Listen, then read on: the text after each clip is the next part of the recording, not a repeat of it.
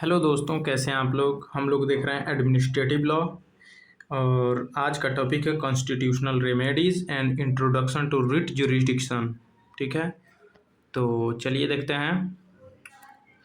सबसे पहले introduction. The constitution of India provides effective remedies for the protection of fundamental right and other legal right. Constitution जो है fundamental right और other legal right को protect करने के लिए इफेक्टिव रेमेडीज प्रोवाइड कराता है। These remedies are known as constitutional remedies, और इन रेमेडीज को कॉन्स्टिट्यूशनल रेमेडीज बोला जाता है। The power to issue writ is one of the most important safeguard against arbitrary action by the state.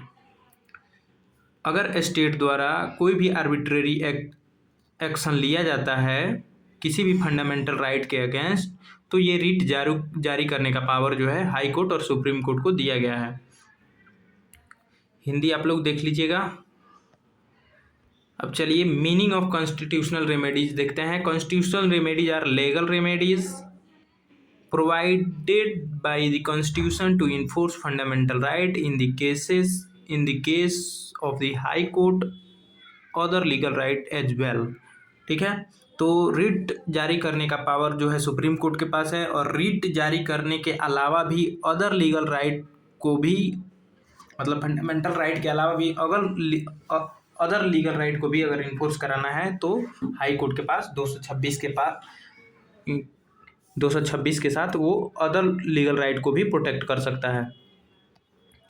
Constitutional provision. Article 32 we know that कि supreme court जो है article 32 के तहत रिट जारी करता है और 226 के तहत हाई कोर्ट रिट जारी करता है।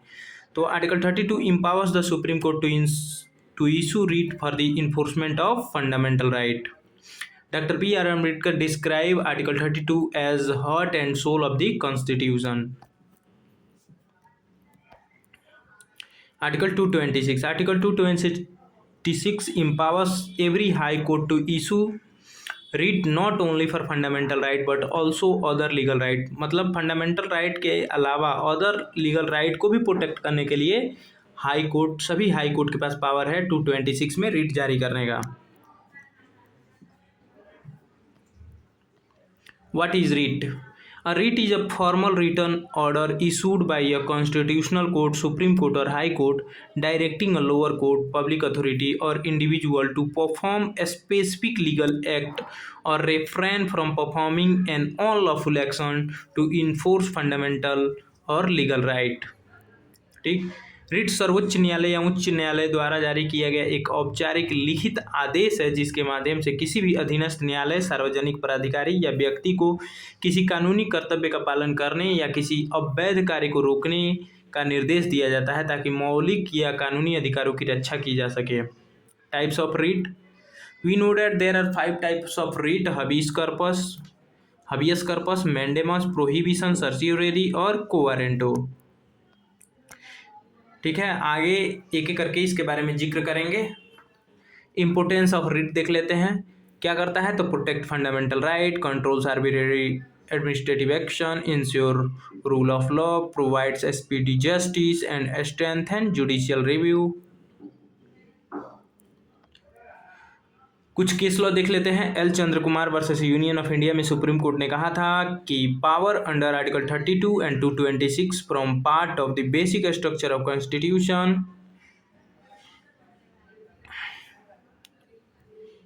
1 मिनट रिवीजन आप लोग देख सकते हैं कि किसमें क्या है। आर्टिकल 32 में सुप्रीम कोर्ट जो है फंडामेंटल राइट को प्रोटेक्ट करने के लिए रिट जारी करता है। 226 में हाई कोर्ट फंडामेंटल राइट और अदर लीगल राइट को प्रोटेक्ट करने के लिए रिट जारी करता है। चलिए आगे देख लेते हैं।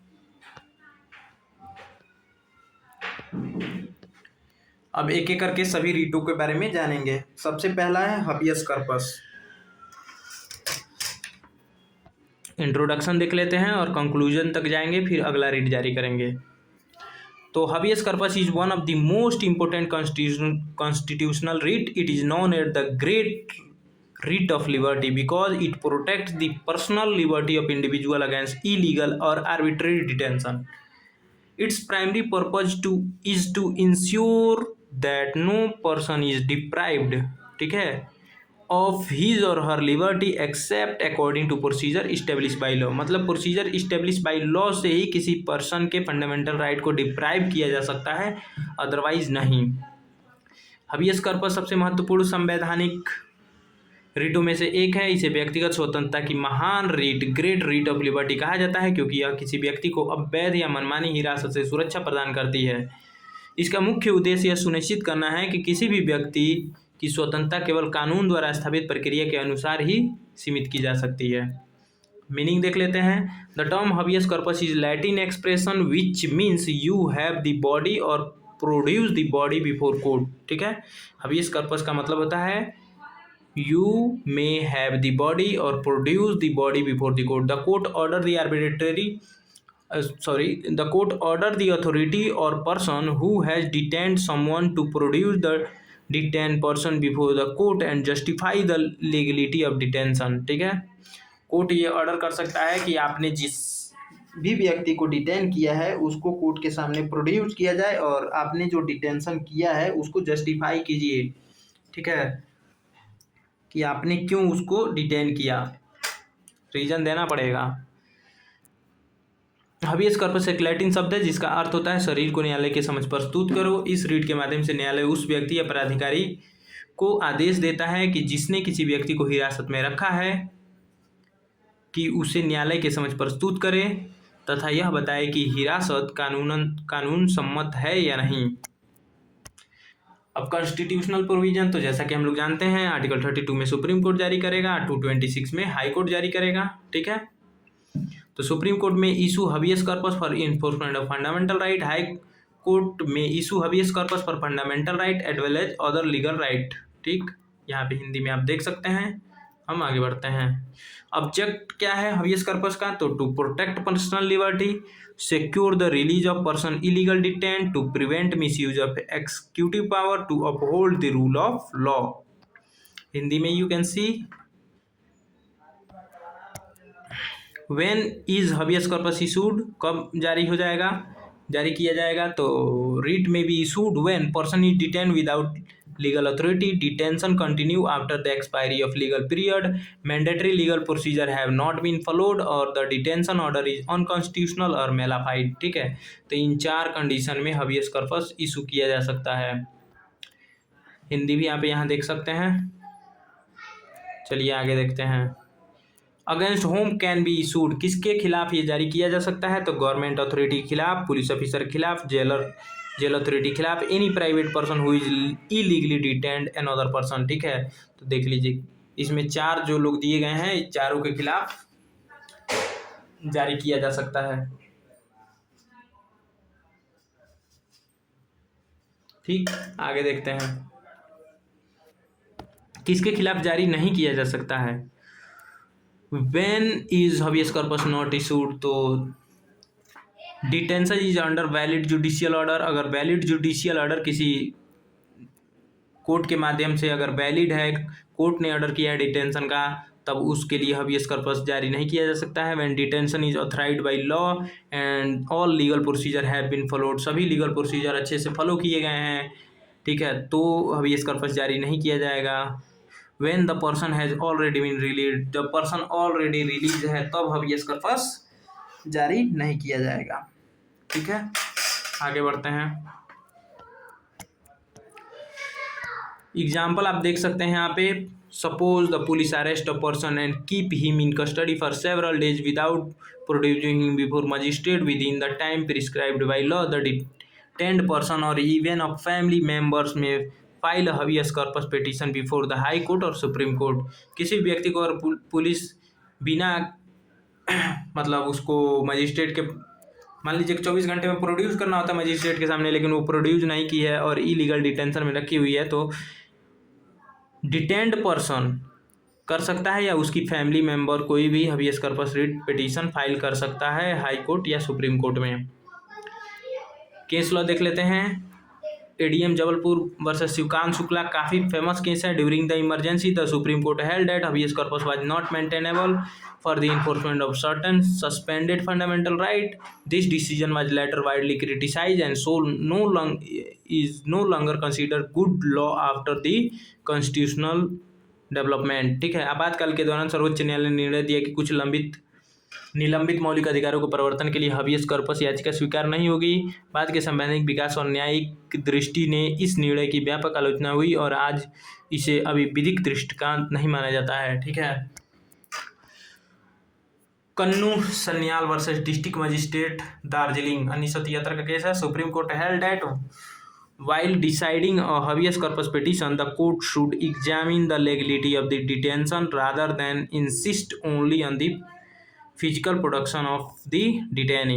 सर्वोच्च न्यायालय ने कहा कि हबियस कॉर्पस याचिका में न्यायालय का मुख्य उद्देश्य हिरासत की वैधता की जांच करना है. केवल बंदी को शारीरिक रूप से प्रस्तुत करना ही पर्याप्त नहीं है. ठीक है.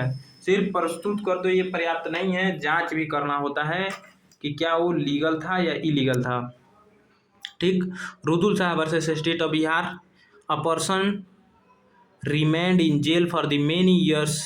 Even after his acquittal, the Supreme Court ordered his release and also awarded compensation, recognizing that compensation can be granted in appropriate cases for the violation of personal liberty. देख रहे हैं, व्यक्ति को एक्विटल मिल चुका था फिर भी वो काफ़ी सालों से जेल में था. एक व्यक्ति बरी होने के बाद भी कई वर्षों तक जेल में बंद रहा. सर्वोच्च न्यायालय ने उसकी रिहाई का आदेश दिया. देख लो अपने देश का हालत. उसकी रिहाई का आदेश दिया और मुआवजा भी प्रदान किया. इस निर्णय ने स्पष्ट किया कि व्यक्तिगत स्वतंत्रता के उल्लंघन पर उपयुक्त मामलों में क्षतिपूर्ति भी दी जा सकती है. अभी एक केस बहुत वायरल हुआ था, कुछ 6 महीने 1 साल हो गया उसको फेमस हुए. एक व्यक्ति झूठे केस में 14 साल से कितना साल से जो है जेल में बंद था. पता नहीं उसको कॉम्पनसेशन मिला भी कि नहीं. ये कहो कि किसी एनजीओ को उस पर नज़र पड़ गई, झूठे केस में उसको फर्जी केस में फंसाया गया था. ये तो हालत है अपने देश की.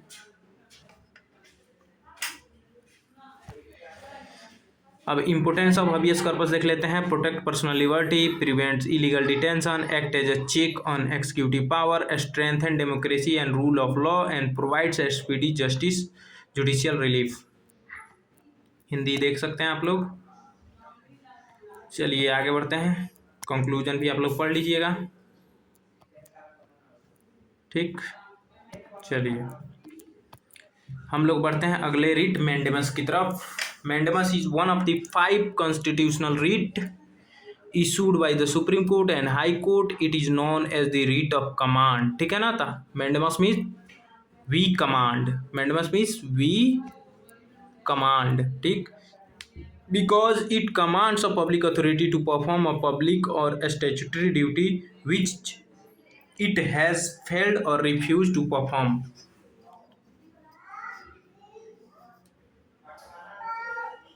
चलिए आगे बढ़ते हैं. हिंदी आप लोग देख लीजिएगा. Meaning of mandamus. The word mandamus is derived from Latin and it means we command. It is issued to compel a public authority to perform a duty imposed upon it by law. ठीक है. Mandamus एक Latin शब्द है जिसका अर्थ है हम आदेश देते हैं. यह रिट किसी सार्वजनिक पदाधिकारी को कानून द्वारा सौंपे गए कर्तव्य का पालन करने के लिए बाध्य करने हेतु जारी किया जाता है. ठीक है. कोई व्यक्ति अपना ड्यूटी का पालन नहीं कर रहा है तो उसके खिलाफ मैंडेमस जारी होता है. हम आदेश देते हैं कि तुम ऐसा करो. ठीक है. कॉन्स्टिट्यूशनल प्रोविजन क्या है तो 32 में आपको पता है सुप्रीम कोर्ट और 226 में हाई कोर्ट. ठीक है. आगे बढ़ जाते हैं. Object of mandamus. उसके बाद हम देखेंगे कि किसके खिलाफ जारी हो सकता है और किसके खिलाफ जारी नहीं हो सकता है. ठीक. फिर इसका इंपॉर्टेंस देखेंगे. फिर अगला आ जाएगा हम लोग का प्रोहिबिशन. ठीक है. तो चलिए ऑब्जेक्ट देख लेते हैं. Object of mandamus are to compel the performance of public duty, to prevent inaction by public authorities, to ensure lawful administration, to uphold the rule of law. You can see Hindi also. Essential condition क्या है. Mandamus में be issued when मतलब कब जारी किया जा सकता है. There is a legal duty imposed on public authority. The duty is mandatory and not merely discretionary. The authority has failed or refused to perform the duty. ठीक है, वो अथॉरिटी फेल हो जाती है या रिफ्यूज करती है अपने ड्यूटी को फॉलो करने के लिए. The petitioner has legal right to demand its performance. ठीक है, चलिए आगे बढ़ते हैं. Classroom example you can see. Suppose a municipal corporation is legally bound to issue a birth certificate after all legal requirements have been fulfilled, but it refused without any valid reason. The High Court may issue a writ of mandamus directing the authority to issue the certificate.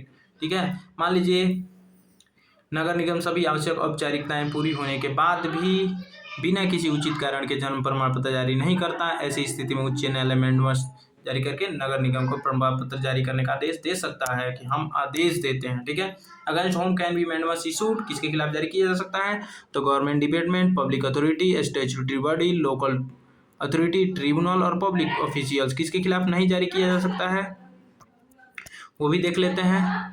तो president of India के खिलाफ, governor of state, ठीक है, private individual के खिलाफ, legislative body in respect of legislative function, और to enforce purely private contractual obligation. इन सब के खिलाफ जारी नहीं किया जा सकता है.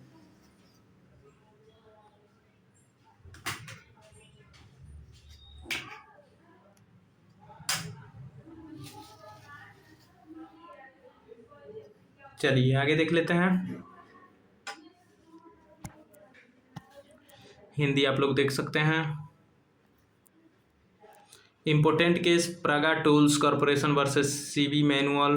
The Supreme Court held that mandamus cannot ordinarily be issued against a private body unless it is performing a public duty.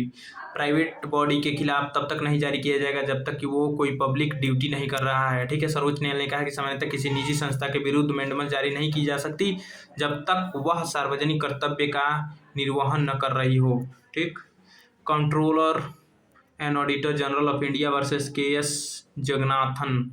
The Supreme Court held that mandamus may also be issued to ensure that a statutory authority properly exercises the power vested in it according to law. सर्वोच्च न्यायालय ने कहा कि mandamus इस उद्देश्य से भी जारी की जा सकती है कि कोई वैधानिक प्राधिकारी अपनी शक्तियों का प्रयोग कानून के अनुसार करे.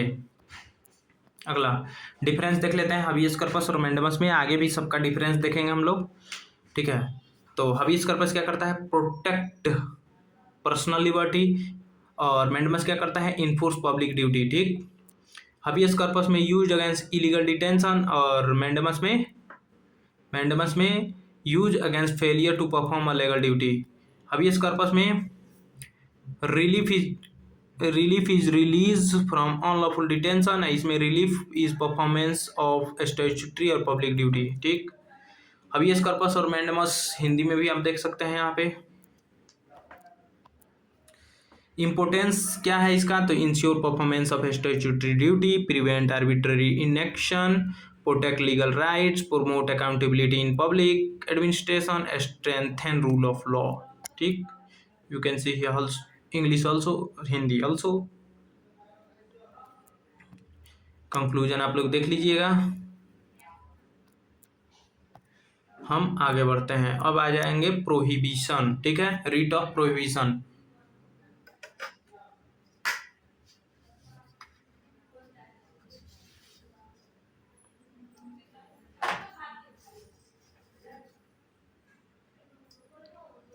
चलिए इंट्रोडक्शन से देखते हैं इसको. Prohibition is one of the 5 constitutional writ issued by the Supreme Court and the High Court. It is preventive writ issued to prevent an inferior court, tribunal or quasi-judicial authority from proceeding with a case beyond its jurisdiction or in violation of principle of natural justice. मतलब कि इसे जारी तब किया जाता है किसी court को, इंफीरियर कोर्ट को, ट्रिब्यूनल को, क्वासी जुडिशियल अथॉरिटी को प्रोसीडिंग को प्रिवेंट रोकने के लिए. ठीक है, या कोई भी अगर वाइलेशन हो रहा है तो उसको प्रिवेंट करने के लिए. Violation of principal of natural justice, अगर नेचुरल जस्टिस का वाइलेशन हो रहा है तो इसको जारी किया जा सकता है.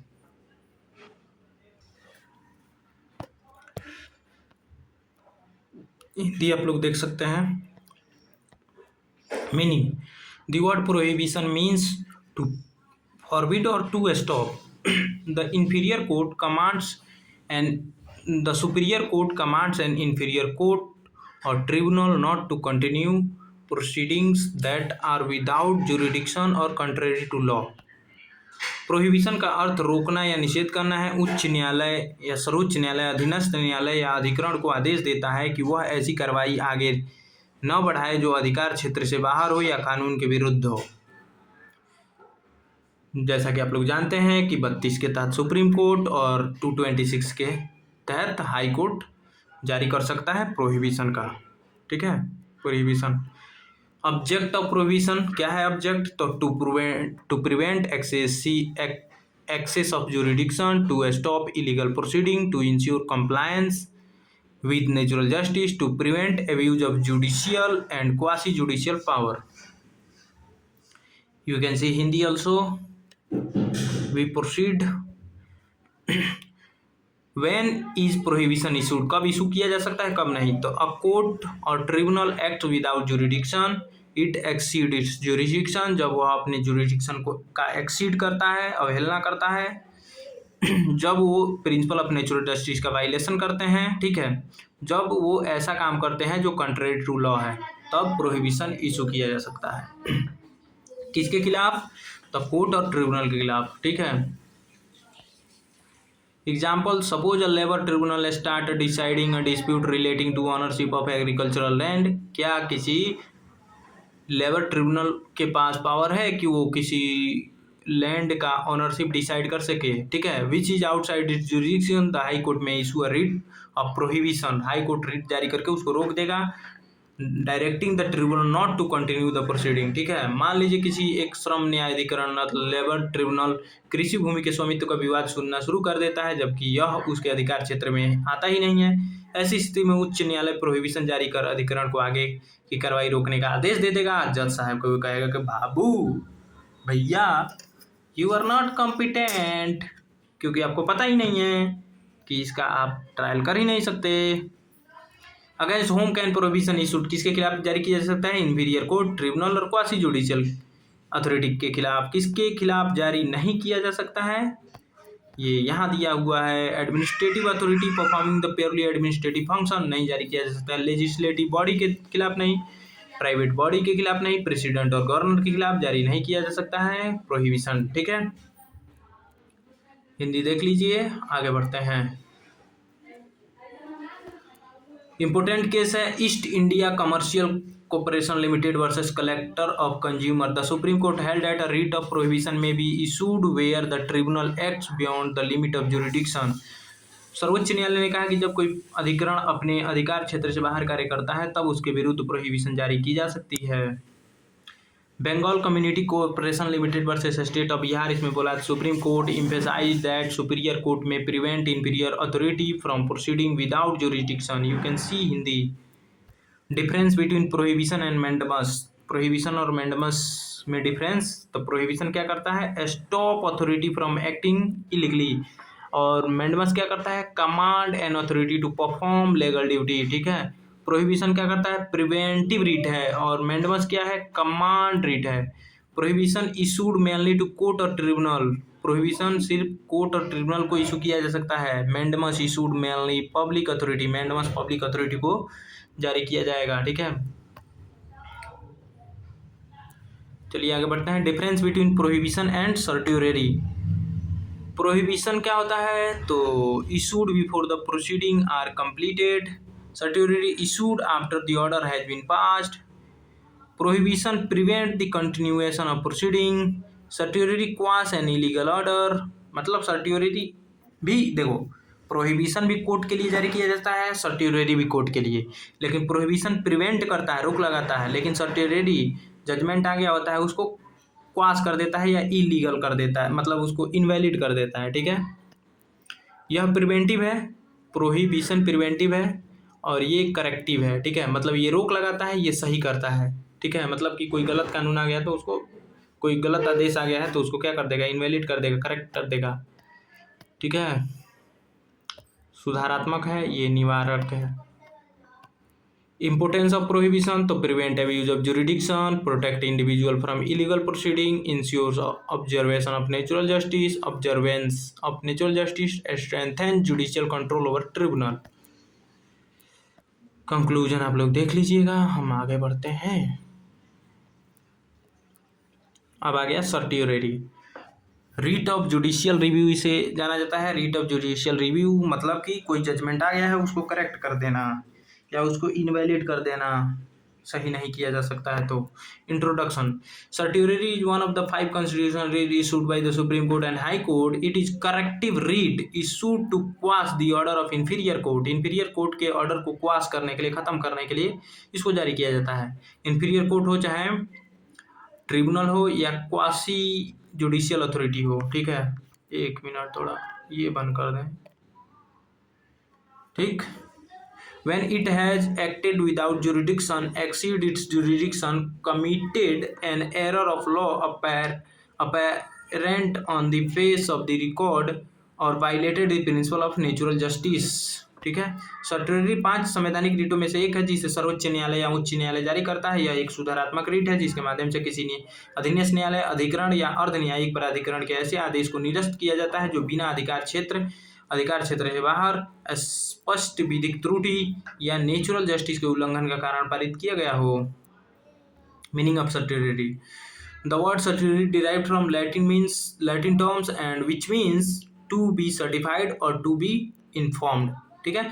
Superior court calls for the record of a case from an inferior court और tribunal, examines their legality and if the order is found illegal it quash the order, ठीक है। जब इलीगल पाया जाएगा तो क्वाश कर दिया जाएगा ऑर्डर को। पानी पी लें।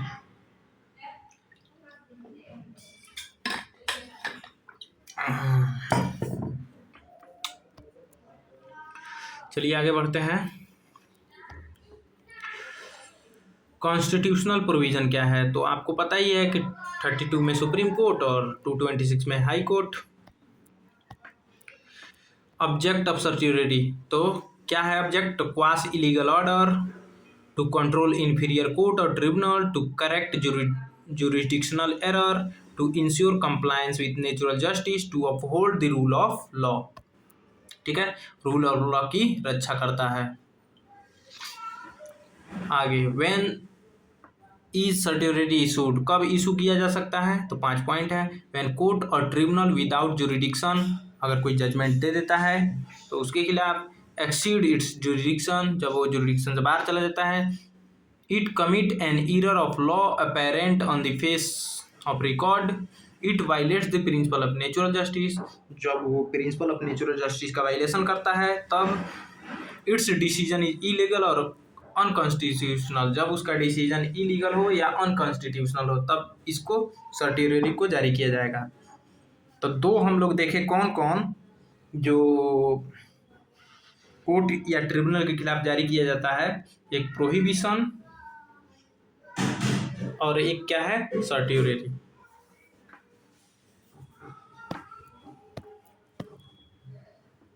आगे देखते हैं। बहुत गर्मी हो रहा है भाई। Example, suppose a university disciplinary committee expels a student without giving him opportunity to be heard. The High Court may issue a writ of certiorari and quash the exclusion order because the principle of odi alteram partem has been violated, ठीक है ना। मतलब odi alteram partem तो पढ़ा ही है ना, listen to the both side. जब एक दूसरे को, वो दूसरे पार्टी को सुना ही नहीं और उसको एक्सपेल कर दिया, है ना।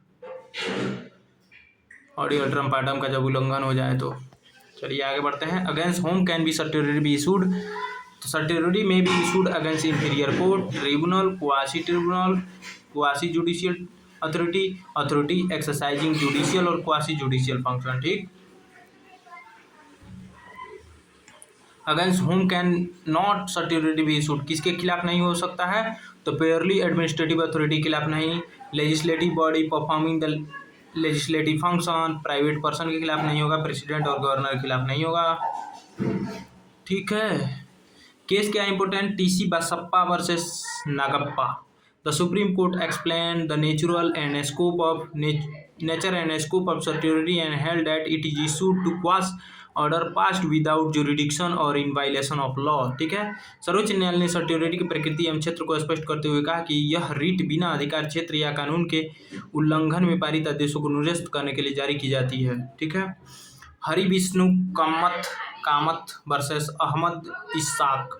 The supreme Court held that certiorari may be issued to correct jurisdictional error and error of law apparent on the face of the record। सर्वोच्च न्यायालय ने कहा कि सर्टियोरिटी अधिकार क्षेत्र संबंधी त्रुटियों एवं अभिलेखों पर स्पष्ट बेसिक त्रुटियों को सुधारने के लिए जारी की जाती है।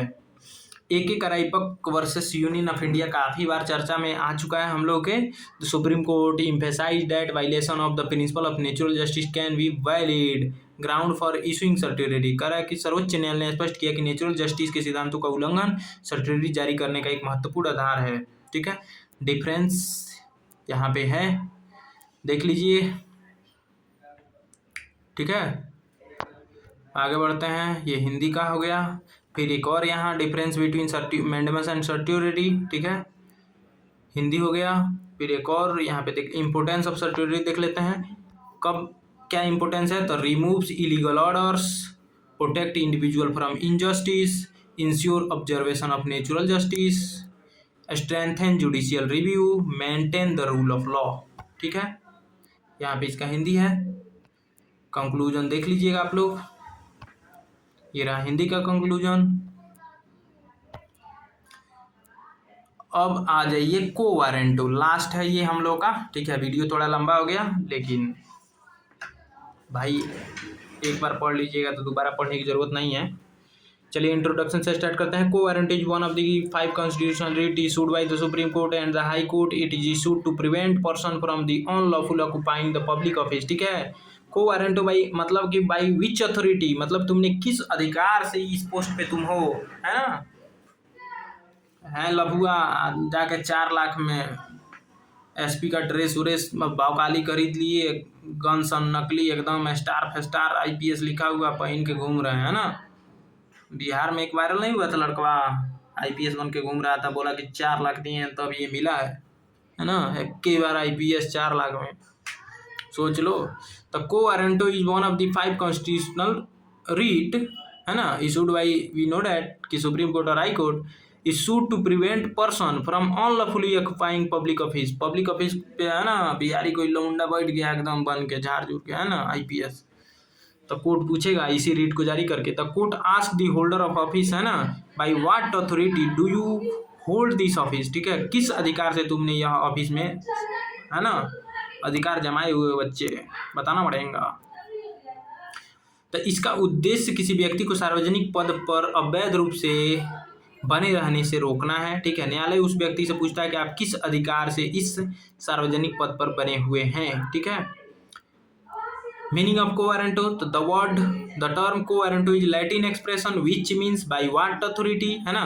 If the appointment to the public officer is contrary to law, the court may declare the appointment invalid and remove the person from the office। ठीक है, अगर मान लीजिए अपॉइंटमेंट इनवैलिड है तो कोर्ट क्या करेगा, को वारंटो से पूछेगा, उसके बाद से कहेगा भाग जाओ जल्दी ऑफिस छोड़ के, है ना।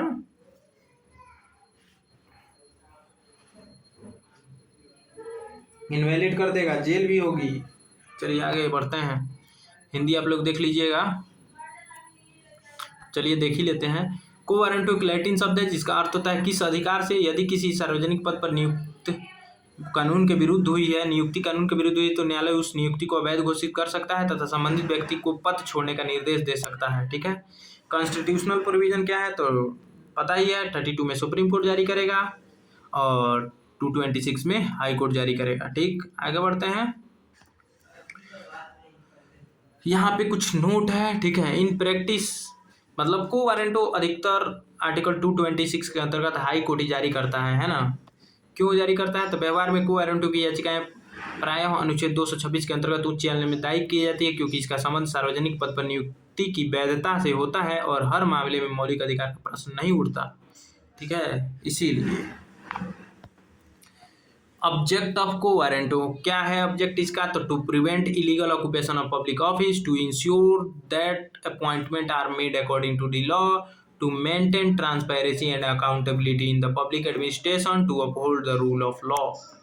ठीक है, लेकिन भाई इस पोस्ट में तो कोई अकाउंटेबिलिटी नहीं होती है। कौन? शिक्षा मंत्री वाले में, है ना। अभी देखे कौन सा शिक्षा मंत्री फिर बन गया, क्या अकाउंटेबिलिटी है, क्यों बना? क्या उसके पास है वो ऐसा कि मतलब कि उस काबिल है वो शिक्षा मंत्री बनने लायक? चलिए एसेंशियल कंडीशन देख लेते हैं क्या है। तो the office is a public office, वो पब्लिक ऑफिस होना चाहिए। Office has been created by constitution और स्टेट्यूट, है ना।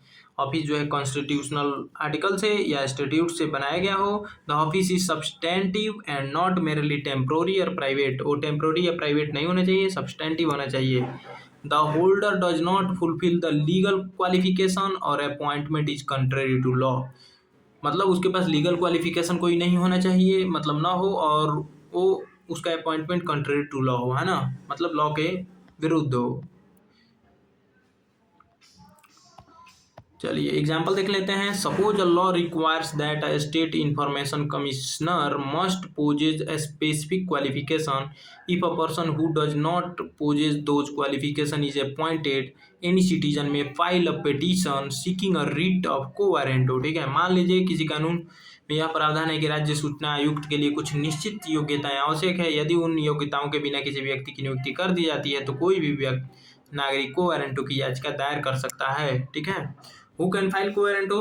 So unlike many other writs, any interested citizen may file a petition for co-warranto. It is generally not necessary for the petitioner to prove that a personal legal right has been violated। ठीक है, कोई भी व्यक्ति मतलब क्या कर सकता है, एप्लीकेशन लगा सकता है इसके लिए, को-वारंटो के लिए। जरूरी नहीं है कि उसका पर्सनल राइट वायलेट हुआ हो। ठीक है, अन्य कई रीटों के विपरीत कोई भी इच्छुक नागरिक को वारंटो की याचिका दायर कर सकता है। सामान्यतः याचिका को कोई सिद्ध करने की आवश्यकता नहीं होती है कि उसका व्यक्तिगत अधिकार प्रभावित हुआ या नहीं। Against whom can be issued को वारंटो, तो कह रहा है कि को वारंटो में be issued against a person who is unlawfully holding public office. ठीक है, किसी भी व्यक्ति के खिलाफ हो सकता है जो अनलॉफुल तरीके से पब्लिक ऑफिस को होल्ड किए हुए है ना।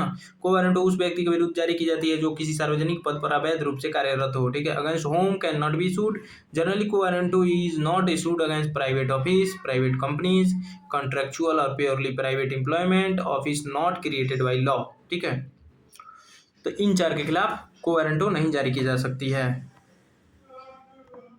कुछ इंपोर्टेंट केस देख लिया जाता है। University of Mysore versus CD Govinda Rao. The supreme court explain the scope of quo warranto and held that the writ can be issued where a person occupied a public office without fulfilling the legal requirements. ठीक है, सर्वोच्च न्यायालय ने को warranto के क्षेत्र को स्पष्ट करते हुए कहा कि यदि कोई व्यक्ति आवश्यक कानूनी योग्यताओं के बिना सार्वजनिक पद धारण करता है तो उसके विरुद्ध को वारंटो जारी की जा सकती है।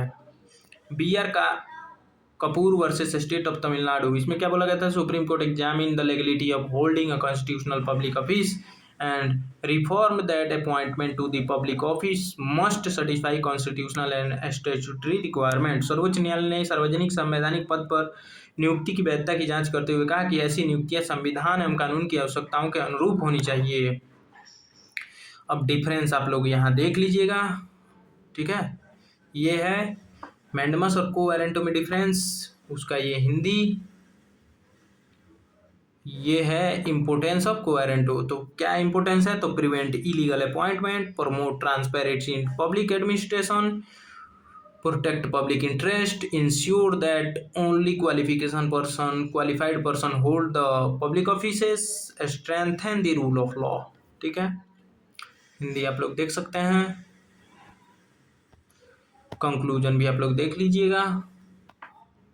ठीक है, अगर एडमिनिस्ट्रेटिव लॉ का पूरा बेकायदा नोट्स चाहिए, ठीक है, master plan, master revision notes चाहिए, ठीक है, एडमिनिस्ट्रेटिव लॉ का कंप्लीट, अगर आप लखनऊ यूनिवर्सिटी या किसी भी एफिलिएटेड यूनिवर्सिटी में लखनऊ के पढ़ रहे हैं या किसी भी यूनिवर्सिटी में पढ़ रहे हैं और ये प्लेलिस्ट आपके किससे आपके सिलेबस से मैच करता है या थोड़ा भी अगर मान लीजिए 50-60% मैच करता है, आप नोट्स लेना चाहते हैं तो इस नंबर पे कमेंट कर सकते हैं। लेकिन भैया बहुत मेहनत लगा है, तो आपको इतना चार्ज करना पड़ेगा, कोई ज़्यादा नहीं है। 50 रुपये में कंप्लीट आपको एडमिनिस्ट्रेटिव लॉ प्रोवाइड कर दिया जाएगा। इस नंबर पे पहले पे करें और स्क्रीनशॉट भेज दीजिएगा, बोल दीजिएगा भैया एडमिनिस्ट्रेटिव लॉ का नोट्स चाहिए। मैं पूरा PDF इस पे जब आप कमेंट करेंगे पेमेंट करने के बाद तो मैं आपको